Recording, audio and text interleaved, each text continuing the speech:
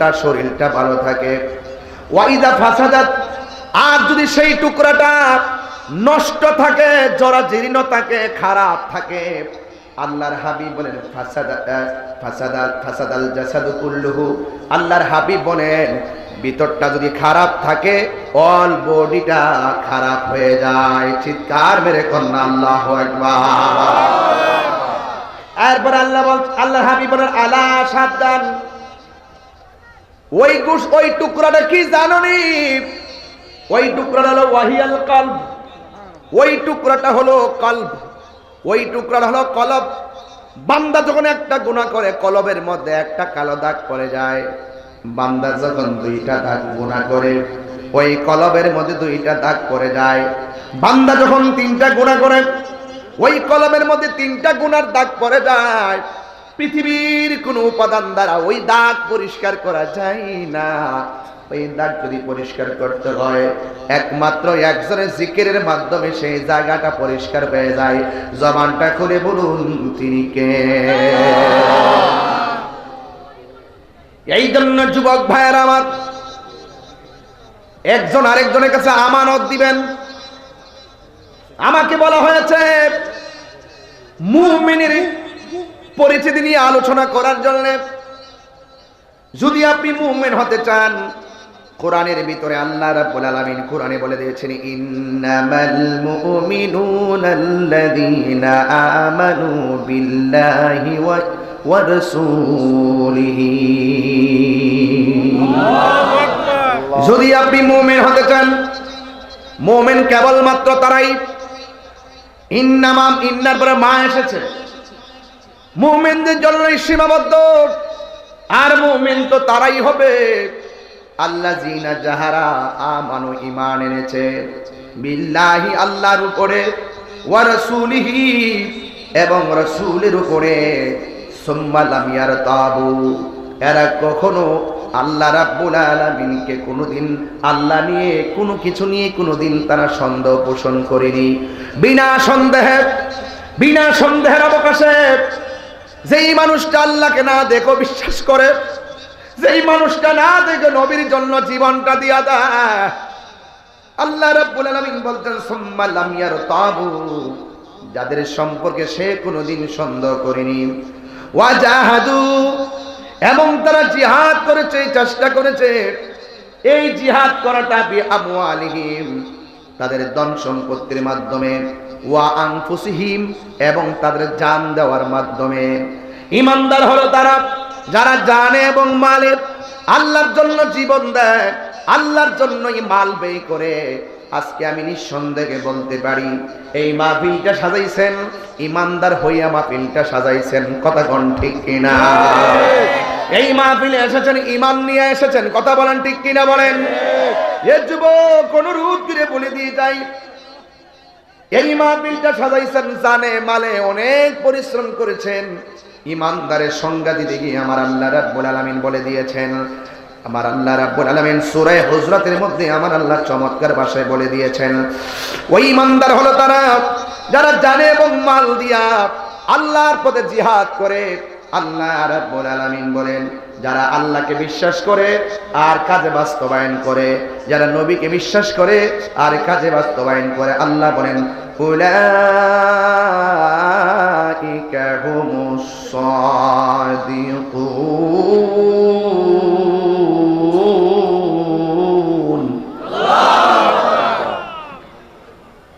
যারা আল্লাহকে বিশ্বাস করে, আল্লাহ বলে তারাই সত্যবাদী। সুবহানাল্লাহ বলবেন না? এরাই হলো সত্যনিষ্ঠ, যারা কথার সাথে কাজের মিল আছে, কথা বলেন ঠিক কিনা? এমন অনেক মানুষ আছে মুসলমানের ঘরে জন্মগ্রহণ করার পরেও বেঈমান, কথা বলেন ঠিক কিনা? ঈমানদার হওয়া বড় ভাগ্যের ব্যাপার, ঈমানদার হওয়া বড় সৌভাগ্যের ব্যাপার। যুবক ভাইয়েরা আমার, এই জন্য আল্লাহ রাব্বুল আলামিন বলেন উলাইকা হুমুস সাদিকুন। যারা জানমাল দিয়ে আল্লাহর পথে জিহাদ করে, তারাই হলো একমাত্র আল্লাহর কাছে প্রিয় ভাজন। এই জন্য যুবক ভাইয়েরা আমার, আপনাদের খেদমতে আমি ইমানদারি কিছু গুণাবলী বলে দিয়ে যাব। এখন আমাকে বলেছেন ইমানের পরিচিতি কি? ইমানের পরিচিতি হলো ঈমান মানে বিশ্বাস। ঈমান মানে হলো জবানে যা বলবেন হৃদয়ে তাই রাখতে হবে। কথা বলেন ঠিক কি না? আমানতু বিল্লাহ,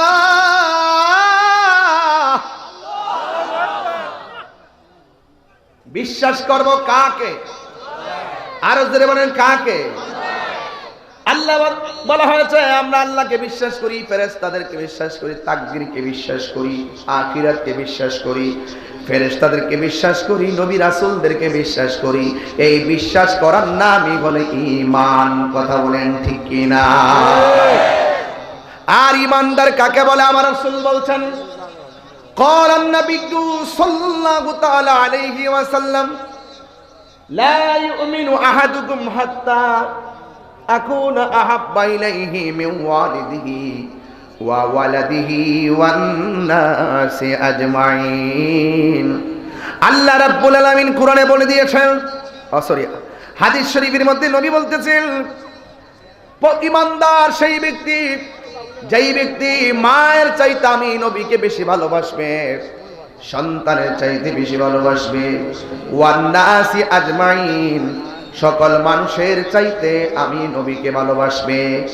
আর আমি নবীর ভালোবাসা যার অন্তরে থাকবে না, সে কোনোদিন ঈমানদার হতে পারবে না।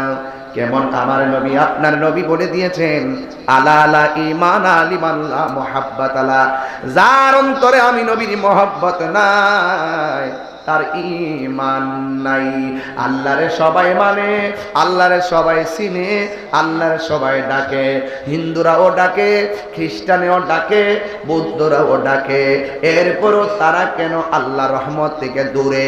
এর মাত্র একটাই কারণ, ওনারা আমার নবীজিকে শেষ নবী মানে না, ওরা আমার নবীর আদর্শ অনুযায়ী চলে না। আল্লাহ রাব্বুল আলামিন যুগে যুগে যেই নবী রাসূল দুনিয়াতে পাঠিয়েছেন, ওই উম্মত সেই নবীকে মানা হলো ফরজ। এই জামানায় রাসূল এসেছেন, এই রাসূলকে সবাই মানা হলো ফরজ। এই জন্য অন্য ধর্মের মানুষগুলা মানে না, এই জন্য তারা ঈমানদার হতে পারে নাই। এই জন্য আল্লাহ বলছেন, ইন্নামাল মুমিনুনা আল্লাযীনা আমানু বিল্লাহি ওয়া রাসূলিহি।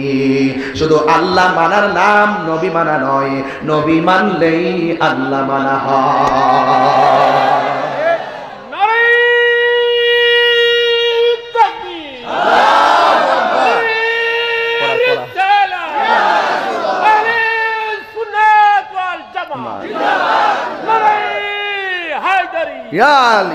আল্লাহু আকবার, জোরে বলেন, আরো বড় করে বলেন আল্লাহু আকবার। আপনাদের কি ওয়াজ বুঝতে অসুবিধা হচ্ছে? আমি আগে বলছি, আমি ঠান্ডা ভাষায় কথা বলবো যেন সবাই ওয়াজটা বাড়িতে নিতে পারেন। পৃথিবী একদিকে, নবী আরেকদিকে, চয়েস করবেন কি দুনিয়া নাকি নবী? এদিকে আওয়াজ হয় না, কাকে চয়েস করবেন? আরো জোরে, दुनिया के लिए आखिरत बर्बाद ना करो। दुनिया दुनिया करे, आखिरत के बर्बाद करा जावे ना।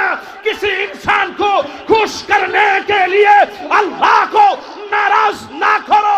दुनियार कोनो मानुषके खुशी करते गिये আল্লাহকে বেজার করা যাবে না। দুনিয়ার কোনো মানুষকে খুশি করতে গিয়ে আমার রাসূলকে বেজার করা যাবে না। যারা আল্লাহকে খুশি করবে, রাসূলকে খুশি করবে, উলাইকা হুমুস সাদিকুন।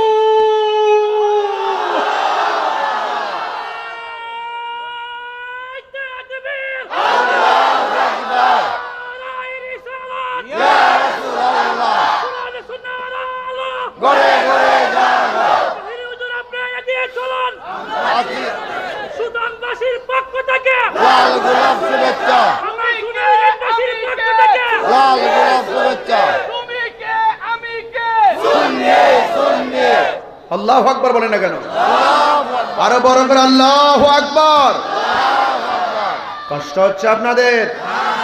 দুনিয়া ছেড়ে দিব, রাসূল ছাড়তে পারবো না, জীবন দিয়ে দিব, অন্যায়ের কাছে মাথা নত করব না, প্রয়োজনে রক্ত ফেলে দিব, কিন্তু ওলি আল্লাহর বিরুদ্ধে অবস্থান করব না, কোরআনের বিরুদ্ধে কথা বলবো না। কোরআন বিদ্বেষীদেরকে ছাড় দিব না, ইসলাম বিদ্বেষীদেরকে ছাড় দিব না, নবী বিদ্বেষীদেরকে ছাড় দিব না, ওলি আল্লাহ বিদ্বেষীদেরকে ছাড় দিব না। রক্ত দিয়েছি, আরো রক্ত দিব। কথা বলেন ঠিক কিনা বলেন? তাহিরিকে হামলা মামলার ভয় দেখে লাভ নাই। এখানে